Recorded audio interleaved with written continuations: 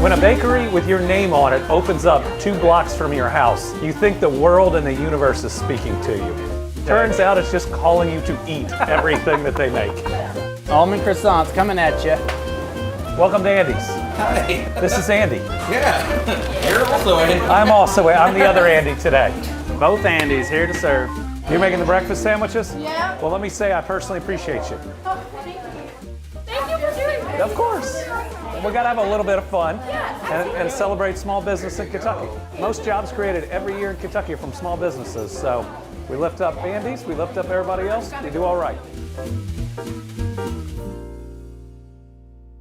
Thank you all. Wonderful, Governor. Just perfect, man. You got lots of pictures. Thanks for We my did, very we short did. internship. Oh, thank you. We're So. so delighted to have you. No, it was fun. This isn't just a big project, because we went back and checked the books. This will be the largest single investment in the history of West Kentucky. Let's thank this company again. It's going to bring the Paducah Gaseous Diffusion Plant back to life. Now, with America looking to supercharge emerging technologies like AI once again, it's us, it's our Commonwealth and our workforce that's being asked to step up for this nation. This is the story of Kentucky. The energy produced from our lands and from the sweat of our hard-working people helped grow our nation into a global economic powerhouse. As excited as I am of what's going on in Kentucky, record economic success, we must recognize we are failing to provide our children with the good start they deserve. Pre-K for all is a step we must take to boost our economy, to strengthen our workforce, to better educate our kids, and to put more money in the pockets of our hardworking Kentucky families. It is a win, win, win for our people. I know it's the right thing to do. As a dad and as governor, there's nothing more important than making sure that all of our children at least have the opportunity to succeed. We need Pre-K for all to make sure every child in every corner of the Commonwealth gets that chance. In Kentucky, we're moving forward together. Our businesses are winning, and our families are thriving. Because Kentucky is a place where business is fast, but the pace of life is just right. We found the way to create a brighter future by working together, by leading with our values of kindness and hard work. Now, we're looking at a new Kentucky, one where good jobs and a good life are possible for everyone. Y'all interested? We don't blame you. So come explore your new Kentucky home.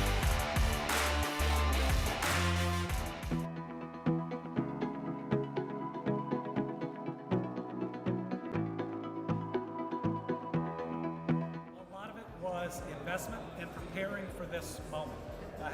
Today, I'm in Bowling Green because Site Selection Magazine recently announced that for the 2nd straight year, y'all are #1 in the country in economic development.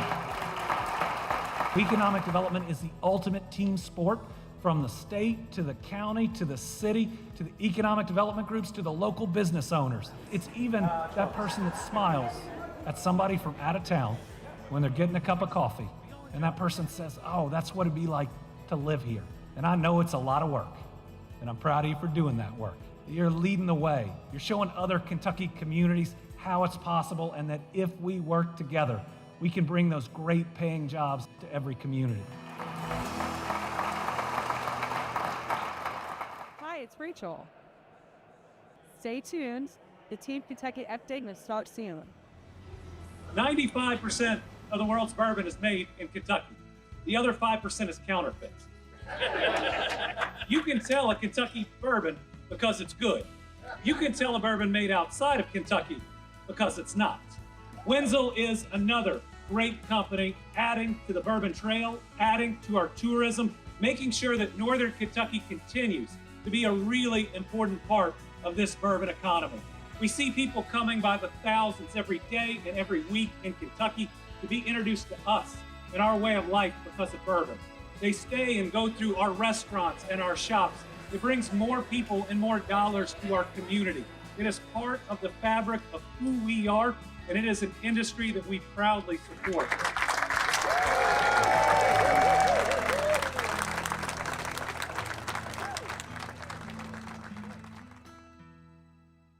We're Kentuckians. We say hi to random strangers. It's not weird, we're just really nice.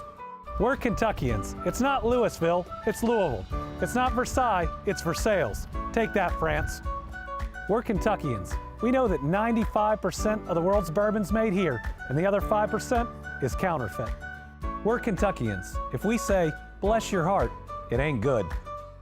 We're Kentuckians. We don't aspire, we twin-spire. Oh.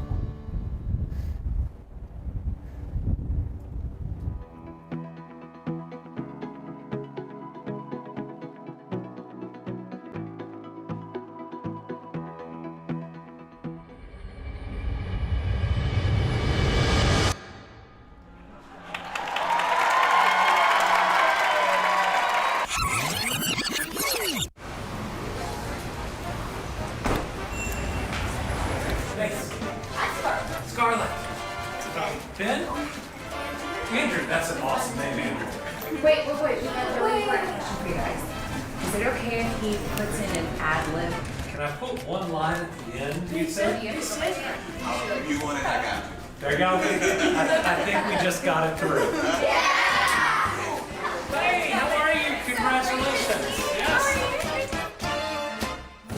Did you bring your tap shoes? Because I just like stuff. Kidding. If you want, you could if you want to. And this is the important part here. It'll be months. Correct, because the show is tomorrow. We're not happy with you in this moment. Are you nuts? So yeah, there's a big purple X when you walk out.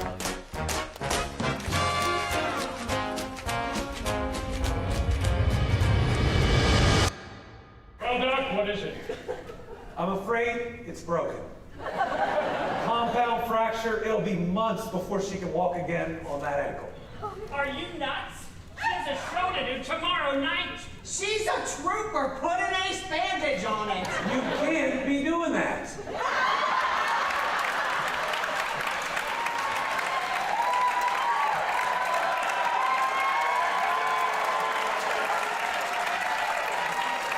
You won't even be able to stand up. Miss Brock has a broken ankle.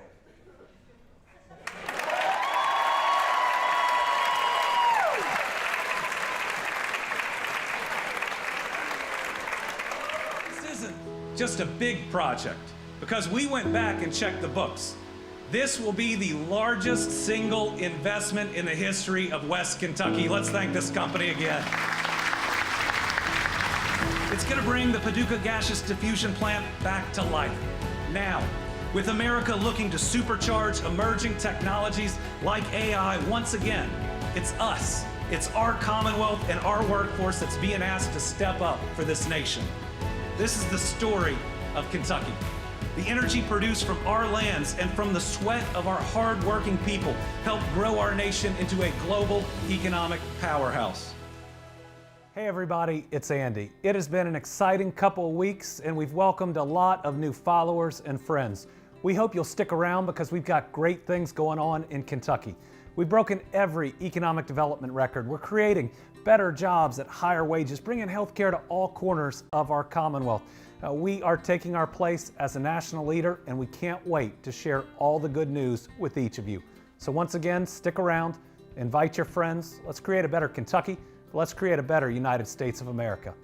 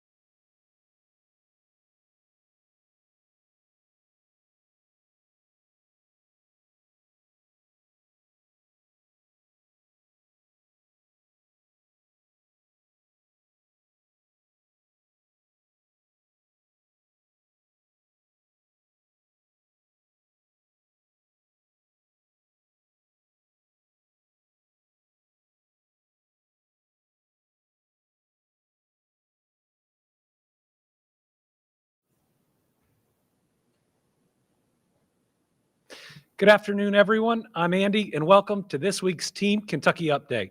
This week, we'll start where we always start, with Kentucky's booming economy and more announcements about how we're going to move our families forward together. Since the beginning of my administration, we've now announced over 1,200 new location or expansion projects for a record $43 billion in new investment and over 63,200 new jobs. Today, we've got a couple of additional announcements contributing to this boom. Earlier today, we highlighted exciting news for the state's technology sector.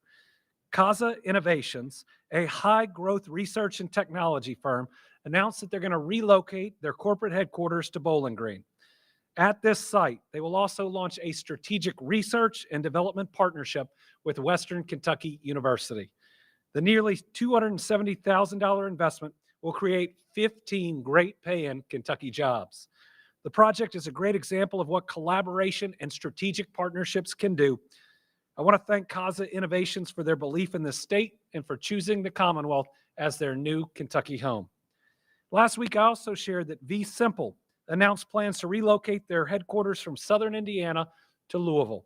Lieutenant Governor Coleman joined them to celebrate their over $5 million investment, which will create over 194 good-paying jobs.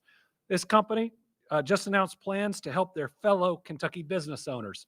On September 16th, the company is hosting an AI summit in Louisville at Lynn Family Stadium to equip business owners and executives with insights, strategies, and connections they might need. I want to thank Fiscal for believing in our great state and our workforce and everything it has to offer. We also saw exciting new momentum in Kentucky's Speed to Market initiative, as we announced another $700,000 in state funding has been approved through our product development initiative. This is how we improve in the next site for the next major business. It's that idea that every time we announce a business, yeah, we've got those jobs coming, but that we've got to do extra work so we can get the next one and the next one and the one after that.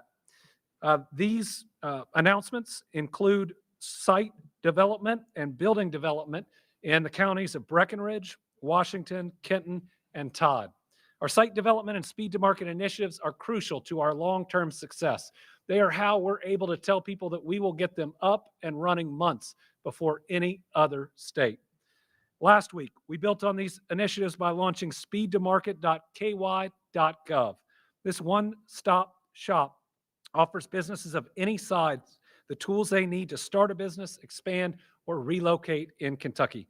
With all the tools we created, we're making it easier and faster to bring your business to your new Kentucky home. All right, since I took office, I've been committed to making Kentucky fiscally responsible. What that really means is being responsible with Kentuckians' hard-earned tax dollars. And it means balancing a budget every single year. And I'm proud to say we've done that and then some. Together, we've celebrated the 3 largest budget surpluses in Kentucky's history. In each, we brought in more revenue than projected, but we were also able to provide services at a lower cost than originally planned. Because of that, we've secured a record rainy day fund. And all 3 national bond rating agencies have upgraded Kentucky's credit rating. That's the first time that's happened in state history. That's a big deal. When they did these bond rating upgrades, and these are some of the most sophisticated analysts on planet Earth, they highlighted our strong economy, which again has now reached over $43 billion in new investment.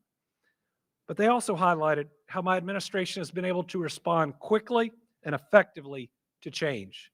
Our proactive approach to all these areas has helped position the Commonwealth for success. It's why we're in such a strong position. I've been receiving regular updates on our revenue and our projections for the current fiscal year. And there is concern that there will be a shortfall this year in the total revenue collected. There are 2 reasons for this. First, federal tariffs and the uncertainty surrounding these tariffs are directly impacting our spending and our economic activity. Second, the cut to the income tax rate is going to cost the Commonwealth $359 million for this fiscal year, representing 1/2 of the annual value. That rate cut is effective January 2026. And remember, our fiscal year will be the first 6 months of 2026. Noting all this, I asked my state budget director, John Hicks, to formally request that the consensus forecasting group meet and provide a new forecast. He has made that request, and the group will convene on September the 16th to make an official revision in the current year's revenue estimates for both the general fund and the road fund. This will tell us if we have a shortfall, and if we do, we will immediately start taking steps to address it. Let me say I expect a shortfall, but I also expect that we can effectively and we will effectively manage it. More to come when we get the response from the consensus forecasting group, and then we will announce any steps that we may need to take because states, unlike the federal government, must balance their budget, and we're already making plans on how we might do that if the consensus forecasting group projects the expected shortfall. All right, last week, we also got some really good news. After joining a lawsuit with 23 other states and the District of Columbia to challenge the Trump administration's defunding and dismantling of AmeriCorps, I'm proud to share we won. Now, the remainder of the $9 million in funds appropriated by Congress to Kentucky to run AmeriCorps will be restored. AmeriCorps and Serve Kentucky make our people, communities, and country stronger by providing food, housing support, education, mental health services, and more. It was illegal and short-sighted for the President's administration to try to dismantle this important federal agency. The win marked a good day for our Commonwealth and country as we once again see that the law and what's right for the American people can rise above any challenge. This is the latest step I've taken to ensure Kentucky receives funding that it was promised, that was allocated and appropriated by Congress, that follows a law that Congress put on the books and typically that the Commonwealth of Kentucky has a contract with the federal government over. In June, I joined leaders from 23 other states in the District of Columbia to challenge the Trump administration over its unlawful decision to freeze $6.8 billion in education funding appropriated by Congress to the U.S. Department of Education. That included $96 million owed to Kentucky. We won that one too, and the funds were soon released. These funds aren't about Democrat or Republican. They're about the federal government keeping its word and following a law that Congress passed. Other challenges I filed include in February, I joined a lawsuit with 23 other states to successfully stop the Federal Office of Management and Budget from freezing federal funds that Kentucky was awarded and the Congress had appropriated. In April, I joined 23 other states and sued to protect $11 billion of public health funding that the federal government had terminated despite Congress having appropriated the money, including $148 million obligated to Kentucky. In August, I joined the lawsuit with other states to demand funds from the FEMA BRIC program to be released. This program is about building resiliently. It's about making sure the next time we're hit by a tornado or a flood, we see less loss, we see more resiliency. These are important funds, and we, having been hit by 14 federally declared natural disasters, know it more than anyone. Along with fighting to protect Kentucky dollars in court, I and my administration have repeatedly sent letters to federal agencies to remind them of their contractual obligations, and those letters have been able to open up significant federal funding that otherwise wasn't coming in. Another area we've challenged the Trump administration is on funding for our EV infrastructure. Kentucky is the EV battery production capital of the United States. With announcements from Ford, SK On, AESC, Ascend, and more, Kentuckians are the workforce powering the future of electric vehicles. And I'm committed to making sure that if we can build a battery in Kentucky, we should be able to charge it all over Kentucky. That means building out infrastructure across our state to support EV charging stations. To help with that, Kentucky was appropriated more than $69 million by Congress through the NEVI program. And we're leading the nation in using those funds to build out EV charging stations. Currently, the Trump administration is threatening $32 million of our appropriation. But as I've said before, when Congress makes us a promise, when the federal government gives us their word, I'm going to make them keep it. Whether that's a Democratic administration or a Republican administration, when they make us a promise, when Congress passes a law and makes an appropriation, when we have a contract with the federal government, I'm absolutely going to enforce it, and we are going to make sure that we implement that program here in Kentucky. So on August 6th, I announced that Kentucky was joining 19 other states in the District of Columbia in challenging this unlawful freeze. So we're going to keep fighting. And in the meantime, we're going to celebrate the progress we're making. Progress like the big step forward we celebrated last week with opening 2 new EV charging stations at the Loves in Grayson and in Sparta. This means we have 5 new stations open through this program alone, along with many that have been built out in the private sector. More will soon follow and include all regions of the state as Kentucky moves forward with 46 fast charging stations from 11 developers. We're going to keep fighting for these funds, and we know electric vehicles are a big part of the future.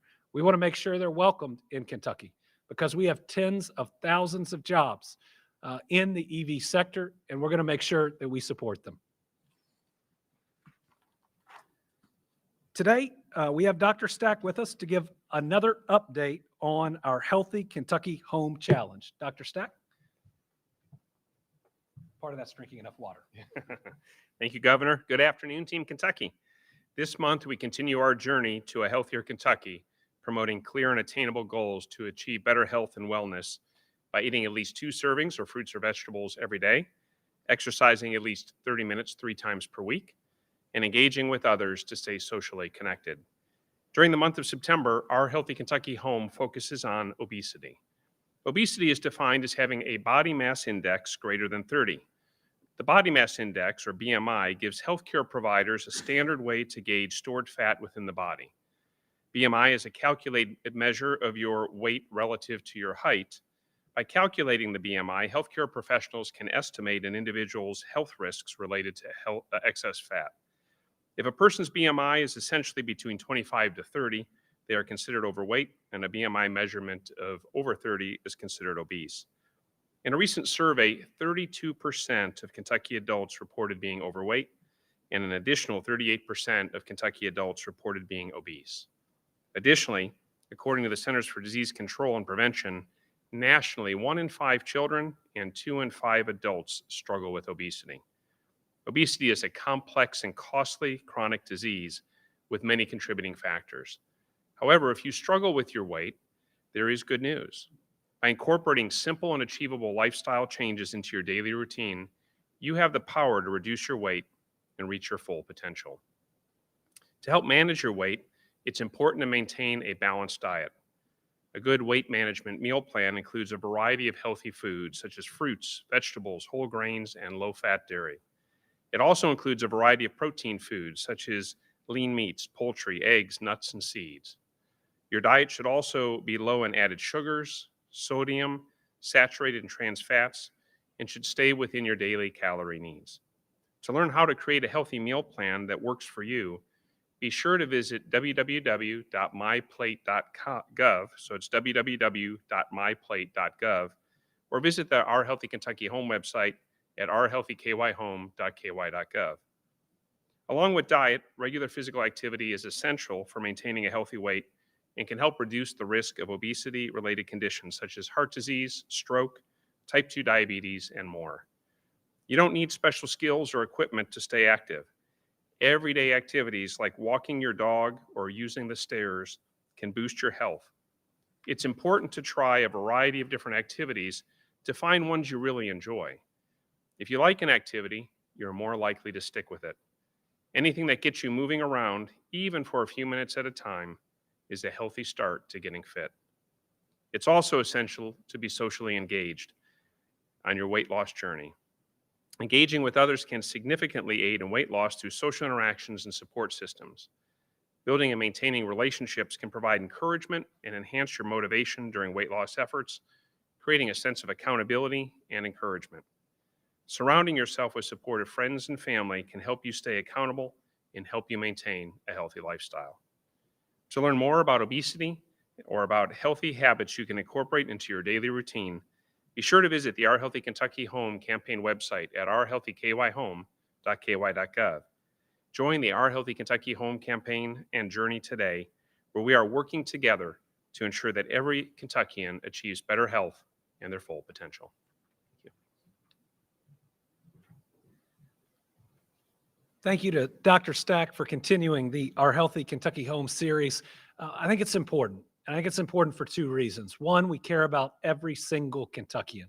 We want every Kentuckian to be as healthy and happy as possible. But second, we got to have a strong workforce in Kentucky. And a healthier workforce is a better workforce that attracts more employers, that pay higher wages, that help all of us get closer to that American dream.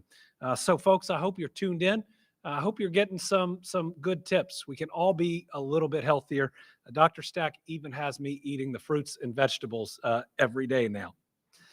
Next, we want to highlight a success story. It is Recovery Month in Kentucky, a time where we put a spotlight on the work being done to help Kentuckians who are battling addiction. One of those programs is our Recovery Housing Program.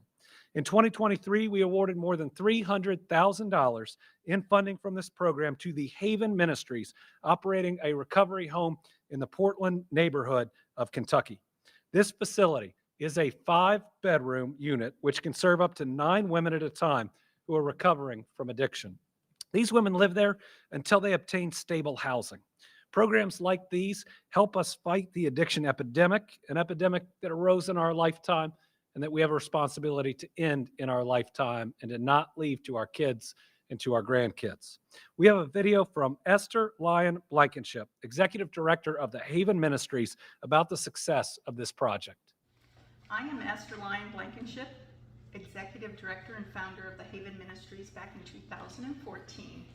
We first started Cup of Joy here in the Portland neighborhood and have since grown. That was in 2014, and now we're a mini campus, and in particular we offer services in the recovery arena. Today we're in our women's recovery home, the new dawning women's recovery home, and next to me is Carrie Welsh. She is our resident leader, and we are here because we are so grateful that we obtained funds to make this possible through DLG. Addiction, as we know, has greatly impacted neighborhoods throughout Kentucky, and the west end of Louisville certainly is no exception. Addiction wrecks and ruins everything it touches. I know, I've been there, and has Carrie. So Yes. has Carrie and many other individuals that we minister and work with. But there is hope. There are wonderful, fulfilling lives following addiction, and that is our passion. And so we thank you for being part of what we do. And thank you for funding this beautiful home, and we have some exciting things we're expecting to come in the near future. Thank you once again. Well, thank you to Esther for her great work and for sharing her story of triumph over addiction. It is important that we highlight this work to remind Kentuckians struggling with addiction that they don't have to walk that path alone. Last month, I announced over $2 million from the Recovery Housing Program. This is going to 3 projects for housing in Louisville, in Fulton County, and in Martin County. And tomorrow, we will proclaim September as Recovery Month. I'd like to remind people that asking for help is never a sign of weakness. It's a sign of strength. And we have more resources in Kentucky to help you right now than ever before. Listen, the stigma is no longer there, or it shouldn't be. I remember 10 years ago being at recovery rallies, being at treatment centers, and you'd see 10 or 15 people. Tomorrow, we will have hundreds. I know that there are people out there that are suffering from addiction that feel alone, but you are not. You are loved, and there are people ready to help you. We also launched a new searchable website if you've been through treatment and need that extra help in recovery to find good recovery housing. It is Find Recovery Housing Now, ky.org. And if you need any other bit of hope, just remember Kentucky is one of the only states that has had 3 straight years of decreases in drug overdose deaths, with a whopping 30+% decrease in those deaths last year. Healing is possible. Treatment works. Recovery resources are there. So if you need help, just please ask. Speaking of helping, I want to continue to highlight our tornado recovery efforts in Western Kentucky. I made a promise more than 3.5 years ago that we would not stop, that we would keep showing up until every home and every life was rebuilt. That was a promise, It wasn't just me personally making in the Commonwealth, but all the local leaders and everyone who was there at that moment of intense devastation. This week, I visited Princeton and Mayfield to hand over keys to new homes. Both homes are for single mothers and their kids whose houses were destroyed in 2021. The events are always special. I visited the mayor in Princeton and Mayor Onan in Mayfield. We joined the team from the Hope Initiative, which has now built 55 homes in Western Kentucky, just that group alone for survivors. Both homes were built using the Team Western Kentucky Tornado Relief Funds. In total, funds from that Team Western Kentucky Tornado Relief Fund have now built 250 homes across Western Kentucky. In the next 30 days, we're also expected to break ground on nearly 300 rental units in this region. That includes 66 units in Mayfield, 48 units in Dawson Springs, and 180 units in Bowling Green. That's part of last year's announcement of 953 units across the tornado-affected areas, the largest affordable housing announcement, we believe, in Kentucky's history. Every Kentuckian deserves the security of a safe home where they can build memories with those they love the most. They deserve a government that never quits, that always continues after one of these natural disasters, knowing the last family we hand keys to is just as important as the first. And as we sat out in the blazing heat, especially in Mayfield, we remembered that very first home that we broke ground on, how cold it was that day. But Mayor Onan said it right. The weather never stops us from doing the right thing. And when the weather inflicts harm on us, it's our job to stick together and to do the right thing each and every time. I want to say I'm proud of these two families and their resiliency. I'm also proud of Kentuckians who have stuck with these tornado survivors every day, every week, and all of the years. We had a big crowd in Mayfield. We're 200 plus homes in for Mayfield alone, but everyone is there celebrating the good work and committing to continuing it. I also want to thank the Hope Initiative for caring not just about our Kentucky families, but our American families. They are now headed to Georgia to do work for where that hurricane hit Georgia. I got to meet the mayor from that town. In fact, the home in Princeton was built by a company in that mayor's hometown. And I could tell him that the Hope Initiative were amazing partners that cared, that live out the ministry of Jesus Christ through helping absolutely everyone, some of the best partners that we've had. And finally, this week's Team Kentucky All-Stars, they come from a really special story out of Muhlenberg County. Scott Johnson is a veteran who was recently diagnosed with lung cancer. So he decided to do something he always wanted to do, travel across the country by motorized bike. On his journey, his bike broke down in Muhlenberg County, where he met a friend of mine named Crystal Chappell. Crystal rallied the community and got 28 donors to raise over $1,000 to purchase a brand new bike so he can continue his journey across the country. This is truly what Team Kentucky is all about. In this instance, helping a stranger, but a stranger who had a very important mission. This is the parable of the Good Samaritan, where you're picking up somebody that you've never met off the ground and saying, let me help you to move forward. So a big thank you to everybody in Muhlenberg County, especially for taking care of our veterans that have sacrificed so much for keeping us safe. So to Crystal and all the donors who pitched in to make this happen, you are this week's Team Kentucky All-Stars. Knowing you, I'm not surprised at all. You care about the people around you, and you're a great example. And to Scott, we wish you the best in your journey. Make sure you stay safe on that motorized bike. With that, we will open it up. We have 3 journalists in studio, and I think 5 on the line. We'll start with Karen. Yesterday, the House Transportation and Infrastructure Committee advanced the Fixing FEMA Act. And what are your thoughts on that? And for Dr. Stack, Secretary Kennedy is before Congress today. There's a petition asking him to be removed regarding his position on vaccines. Would you be willing to comment on that? Your thoughts on that? Well, I'll start with the second question. Secretary Kennedy should not be Secretary of HHS. He lacks qualifications, and his guidance is dangerous. These vaccines have eliminated things like measles until now, when bad information is out there. If we follow through with his guidelines, It'll be the country welcoming back measles, mumps, smallpox, polio. I mean, those are terrible decisions that fly in the face of science. Listen, when you put your hand on a Bible and you swear to do these jobs, you got to do them for the benefit of the American people. And this person is dangerous in that job. I don't know that we ought to be surprised. This is somebody who put a dead bear in the back of their car and then staged something in Central Park on it, put a whale head on the top of their car. The car keeps coming up. And recently swam in an unsafe area with one of his grandchildren. I mean, this is a person who is wholly unqualified to be secretary. Did I cover it all? Okay. Yeah, I'll have Dr. Stack up to talk about how critical vaccines are right after this. The other question, because I got rolling on that one. The other one was about the committee that met yesterday. Yeah, we're reviewing this new FEMA Act. For me, anything that helps our people in a time of natural disaster is welcome.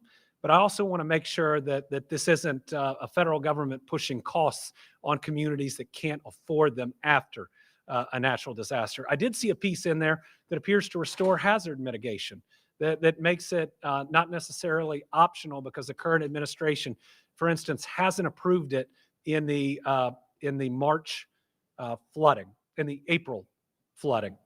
What that means is that those victims in the April flooding in eastern Kentucky can't get that buyout to then make a down payment on one of the homes on higher ground. I mean, we've actually got a really ambitious, elegant solution where people won't have to go through this again, but we need hazard mitigation to get there. It does appear to be bipartisan. I have seen some good provisions of it, but I want to analyze all of it because, as you all know, we've been through natural disasters more than anybody else. We know about how FEMA operates on the ground, probably better than anybody else. If it gets more money into the hands of our families, then good. If it complicates or lessens that, then I'm going to speak up. Dr. Stack on vaccines. So thank you, Governor. And Karen, on vaccines, vaccines are safe. Vaccines prevent disease. Vaccines are proven science. There is no dispute among credible physicians and scientists that vaccines are one of the most important innovations humans have ever had to ensure that preventable illness is prevented, that people can live longer, healthier lives. And I think it is a tragedy. And I think on top of being a tragedy, it's negligence to undermine the public's confidence in something that has been proven for so long to be so helpful to keep us safe. And I'm going to keep going. We all lived through a pandemic together. We all lost way too many people. And the fact that we've now got an administration that is removing funding meant to help us do better in another pandemic, and it is now trying to muddy the waters about safe vaccines that have prevented pandemics since they came in is exactly what our American government should not be doing. Our American government's supposed to keep us safe. Our president's talking about that in other ways, but the actions of Secretary Kennedy put us in danger. And listen, anybody who has to fire every single expert that's supposed to advise on something to get their way doesn't have a very good way. All right, Carolina. Governor, just really quickly, do you mind giving me some of your thoughts on sports betting? The anniversary is coming up, but then my primary question for you, of course, is about that podcast deal that was announced today. According to the press release, you'll now be able to reach almost 33 million people. That's a very large national audience. Is it important for you to reach people outside of Kentucky? Why? And then, of course, as all of this is happening, there's that speculation about whether you're going to run for president. I know you're asked this every few weeks, but where do you stand on that? Okay, that is 3 questions, but I'll answer them all. Sports betting I think is going really well in Kentucky. What it showed us is a whole lot of people were betting, let's call it unlawfully before, but now have a system where it is regulated, where it is tracked, where we can step in when people have problem gambling issues. I've actually talked to people. I've been at baseball games where someone says, I've been locked out of the system in Kentucky. So there are those safeguards in place. It's creating a lot of revenue. and certainly I think is operating at a level that we all ought to be proud of, being able to institute it faster than most states, but having learned from all the other states about the right things to have in place. Second question was on the Andy Beshear podcast, which is not done in my official capacity. And I want to make sure I first offer that I didn't bring this up, nor would I, in my official capacity. I think answering a question about it, just like I do about my personal life or about politics, though, is certainly within limits. I think that's the little podcast that could is going national. And I think it's because Sirius XM saw that a common sense, common ground, get things done type of voice is needed in our country right now.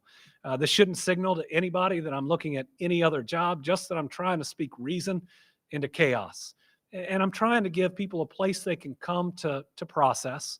I mean, right now, a lot of people feel like the world is out of control. They feel that it's chaotic. And how do you deal with all that? In many ways, like the feelings of anxiety during the pandemic, the way we structure the podcast is about trying to help people know about the issues, talk about the issues in a conversation among friends, and then hopefully to feel a little lighter and a little more positive moving forward, ready to face the world. Really excited that it's going to reach a bigger, broader audience, because I think people are hungry to push the politics out, to talk about a lot of things like jobs and family and faith, sometimes sports, healthcare that shouldn't be political at all, but have been politicized. And so I hope that this is an opportunity to maybe even take a breath out as a country, to reset, to come back together, to turn down the temperature, and then to worry less about right and left, and instead just worry about moving forward.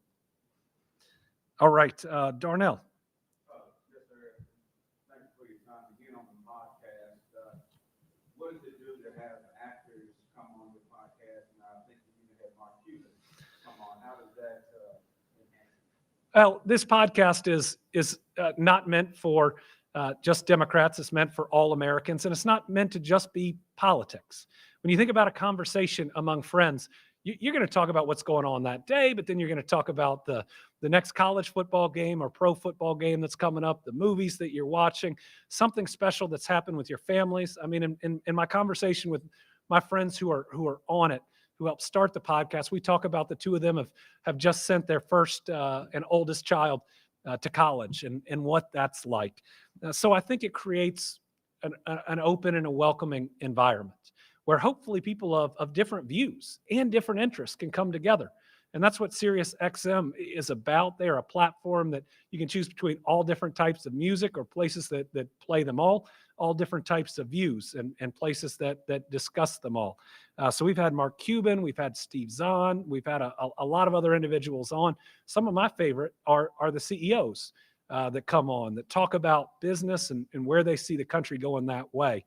So we want to create opportunities where people can come on, it not be political at all, and then other opportunities where we will talk about those major issues. And we hear funny stories. Amy Klobuchar's story about the turkey that always comes from Minnesota that was going to be pardoned by the president, that got out in a press conference in Minnesota and attacked the press, and the White House wouldn't take it, and thus it became Thanksgiving dinner. That's just one of the best stories I've heard from somebody. So in the end, I hope mainly people enjoy it and it helps them get through their day. Oh, yeah. I think that the podcast getting picked up by Sirius XM absolutely takes my voice to a much more national level. But the reason that I want to do that isn't for some decision in the future. It's that I think this country desperately needs to turn down the temperature and to focus more on common sense, common ground, and getting things done. And so with this platform, that's where I want to be. That's what I want to do. I love this country, and this country needs to heal. There's been way too much division, way too much creating an us versus a them. And maybe we can take some of the things we've done in this state to lessen that and push it out to the rest of the country. Yeah. In the 9th month of the year, sir. Yeah. We still don't have a dispensary, brick and mortar, all over the place. What's the status of that? When do you foresee we The medical marijuana program is moving forward. The challenges that we face now, we were always going to face because of the legislation, which brought on the licensing and the operations really all at the same time. Now, we got a 6-month advance, thankfully, in some legislation where at least we could do the lottery ahead of time. And then we could make sure that people applied for and got the licenses. Originally, that was going to happen January 1st of this year. Imagine us doing all of those pieces. Instead of an idea where we could have created the cultivators first and started growing the product, the processors at the same time to process, and then the dispensaries. Really, the dispensaries are waiting on the other two. That's one that's a lot less work.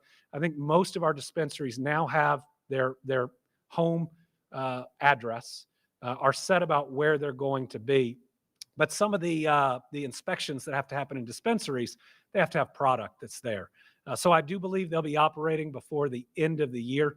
I think everybody is working as hard and as fast as they can, but they're wanting to make sure they do it right as well. So that executive order is going to stay in place until the dispensaries are up and running that allow people to go to other states.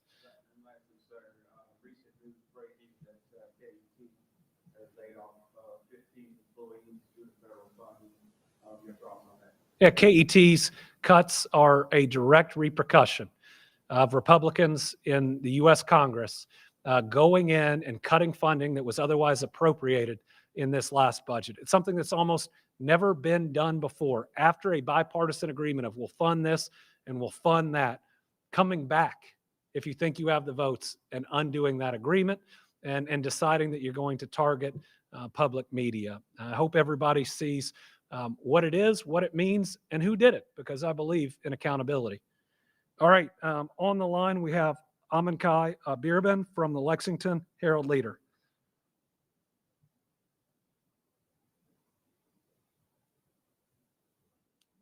We'll come back. Tom Latek from Kentucky Today. I know Tom's there. Oh, you can't get rid of me that easily, Governor. I want to follow up on the KET question. Is there any? Yeah.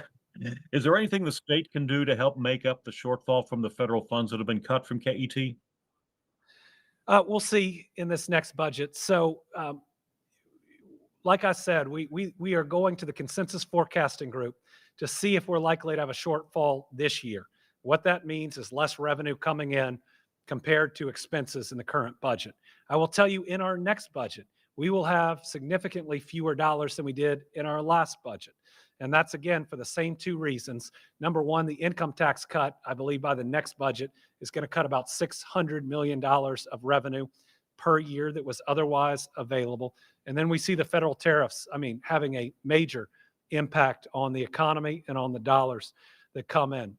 So this next budget is going to have less revenue, and it's going to have $66 million in additional costs that the state is taking from the federal government for SNAP administration based on the big ugly bill. They threw $66 million there. We're going to have pressure to help fill the gap for NIH funding cuts from the federal government for research institutions like UK, U of L, and others.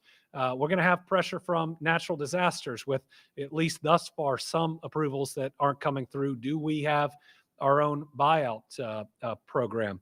We're going to have pressures about what we do to help support our rural hospitals, because the big ugly bill is cutting billions of dollars of revenue that's going into Kentucky healthcare, whose largest expense is personnel, meaning you cannot absorb that amount of cuts without ultimately firing people. So what this current Trump administration has done is take huge amounts of costs that the federal government used to cover under Democrat and Republican administration and thrown them all on the states, while at the same time pursuing an economic policy that's going to slow down growth and revenue in the United States, and a healthcare policy that's going to devastate rural America.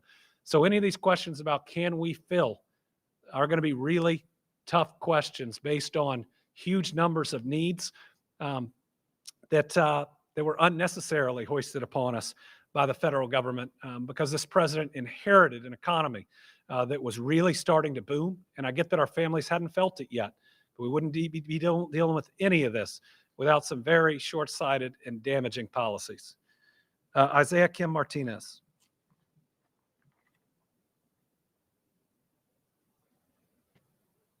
Hey, Governor. I wanted to ask about.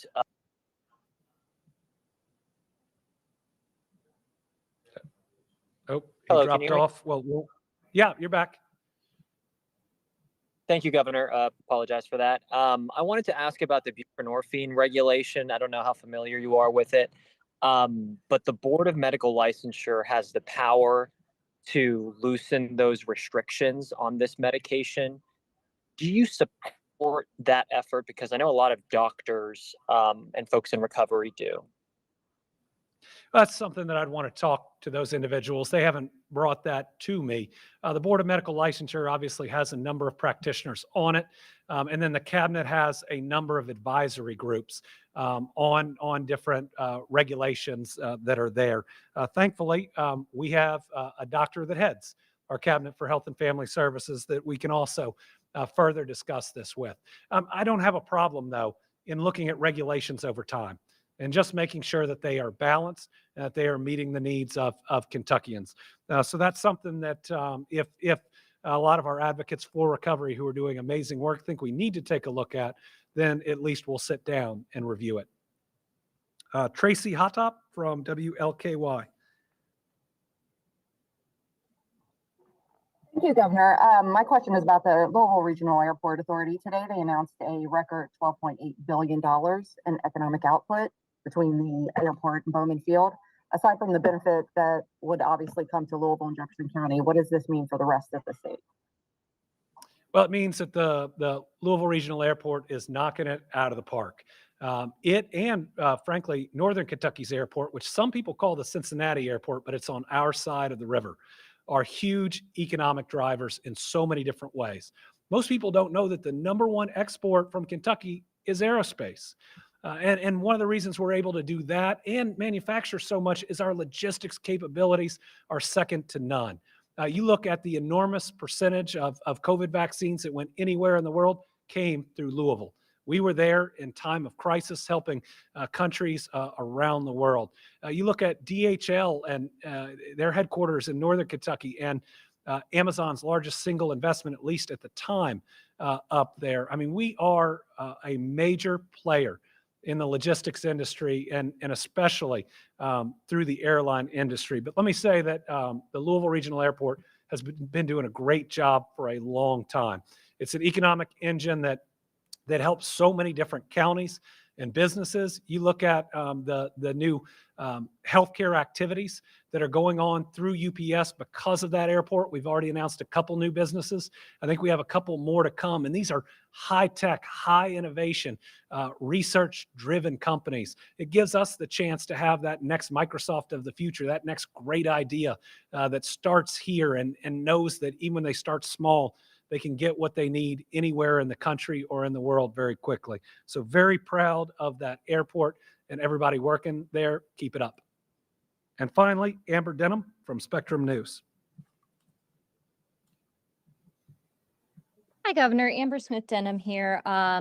I know you and Dr. Stack both already weighed in on vaccines in a bit more of an overview sense, but Spectrum News did have an interview with Rand Paul today where he said this direct quote, "There is no reason for a healthy 6-month-old to get a COVID vaccine. In fact, they can't prove that it helps at all." Is that something either of you would like to weigh in on? Yeah. I just say that a COVID vaccine is not mandatory.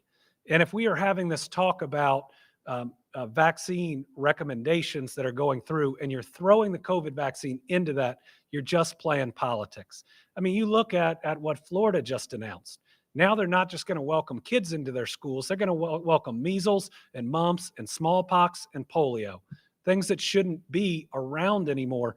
And they are not because of vaccines. I mean, the use of the COVID vaccine, which is so over politicized because it is so well tested through so many people through a pandemic, the use of that to attack other vaccines is pure politics with zero science behind it. And I watch this administration try to figure out where they are on it. You know, the president, I think rightfully, talks about the success of Operation Warp Speed. His administration created a vaccine faster than ever in human history to help us out of a pandemic, and then turns around and blasts the vaccine and supports Secretary Kennedy firing a CDC director that's saying that that vaccine is safe. So what we need to do is just restore some sanity in all this. Recognize that doctors and scientists study this. We should rely on their advice. But putting the COVID one aside, I mean, the measles vaccine had wiped out one of the most transmissible viruses ever on the earth, and certainly in this country. And the idea we'd let it back in now is just silly. And if politics put our people at risk, well, people should really look at what politics those are and make sure they're not supporting it. Okay, so let's go back to the Herald Leader for our last question. Do we have Amin Kai?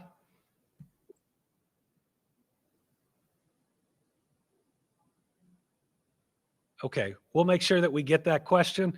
We'll get it responded to in writing. I think today I made sure I told everybody how I really feel about a number of things, and we'll see you back at the next Team Kentucky update. Be kind to each other, do good things. Remember, there are people around you that are hurting. In Recovery Month, make sure that if somebody reaches out to you saying they need help, that they get it. People care about you. We're ready to help, and there are so many people that have been through what you're going through that can guide you ultimately into recovery and a better life. Thank y'all.